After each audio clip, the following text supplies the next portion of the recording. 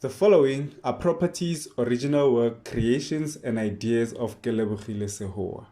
The ElementRings brand includes, but is not limited to, the ElementRings Pty Ltd company, the ElementRings script, comic book or manga script, characters, movie script, ElementRings merchandise, and Negu brand. All rights claimed and reserved by Kelebogile Sehoa. Hello and welcome back to ElementRings. We are going to continue from where we left off, but before that, a quick recap. Mushidi got an overwhelming bad feeling concerning Bukhali. She even mentioned a dark cloud forming around him. On the other hand, Bukhali was too excited and showed no sign of bad energy around him. What could be happening? Let's see what happens as the plot unfolds. Before we continue, please check out the previous videos so you are all caught up. Now let's continue with the story. Bukhali thought, how does he always know when the siren is about to go off? He doesn't even have a watch on him. Didn't even look at his phone. Tse ke dilo tsa batho. For those who don't understand, tse ke dilo tsa batho basically means this doesn't make sense. Bukhali then ran after Tisetso and they both went to class. Back at Mushidi's house, her mother asked, "Why aren't you at school?" Mushidi replied, "I'm sick, mother. I don't know why or how or what I have. I just know that I'm not okay." Her mother could see that her daughter was telling the truth. "Oh, my poor baby girl. What can I do? Do you want me to take you to a clinic?" asked Mushidi's mom. Mushidi replied, "It's okay, Mom. I'm just going to sleep. Maybe I'll be better after I wake up." Mushidi walked to her bedroom, entered and closed the door. She sat on her bed after placing her backpack on the floor. She then placed her hands behind her head, closed her eyes and placed her head between her knees and softly said, "Oh, Bukhali, what is going on with you? I hope you are okay." Mushidi's mother was now in the kitchen making her baby girl some soup. Zakes was also now in his house and went to speak to Matlogonolo about what he heard and saw from Mushidi.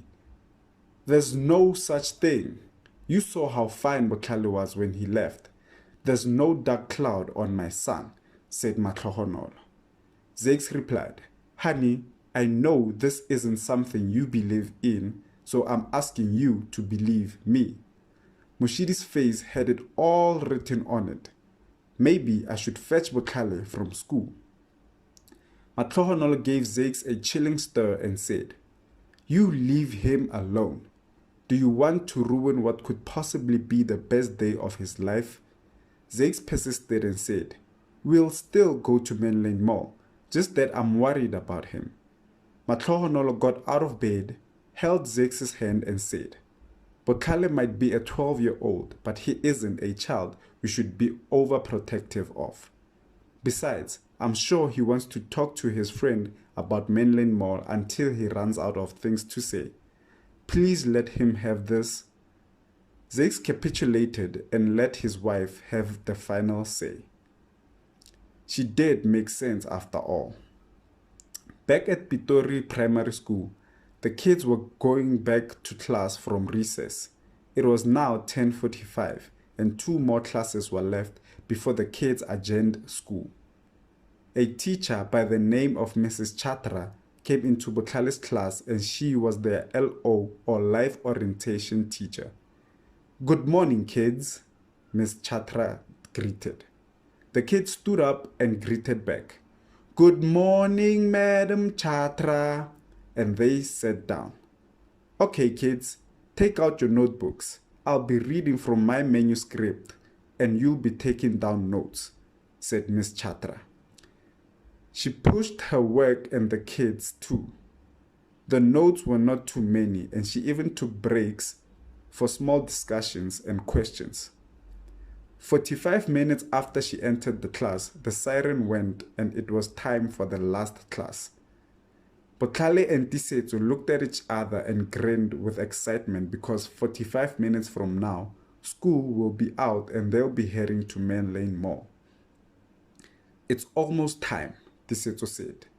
Botlhale replied, it felt as if we'd never get here. Tisetso replied, you are going to love it. Plus, I'll be there to guide you and show you the ropes. Botlhale chuckled and said, Mr. Tisetso Matla, PhD in Menlynology. Tisetso replied, that's me. The boys laughed together, and as they were doing so, their English and classroom teacher, Miss Kasi, walked in. The kids stood up and greeted her. Good morning, Madam Kasi, she replied. Morning, kids. You may have your seats. The kids sat down and Miss Kasi asked, why didn't you guys remind me to give you your marks for the unprepared speeches we did on Tuesday? The kids didn't answer. Miss Kasi looked at the class and waited for them to say something, but nothing was said. Not this again. Okay, I'll read out your marks. Please be quiet as I do so, Miss Kasi said. She looked into her bag and took out some pages and went through them. Okay, now, let's see. Where are those marks? I know they are in here somewhere. As Miss Kasi was prying through her pages, Botlhale raised his hand, but Miss Kasi was unaware of this. Mandy cleared her throat, and that caught Miss Kasi's attention, which made her raise her head. She then saw Botlhale's hand and asked, Yes, Botlhale. Botlhale replied, Ma'am, can you please call us one by one to come see our marks instead of calling them out for everyone to hear? Miss Kasi thought, but that's going to take longer than just calling the marks out loud. But then she realized where Botlhale's suggestion was coming from and she took his advice. There were 30 students in the classroom and Miss Kasi called them according to their class register. As she was showing them their marks, the siren went off and the kids jumped out of their chairs and just ran out of class. Miss Kasi quickly screamed out, All of you sit down.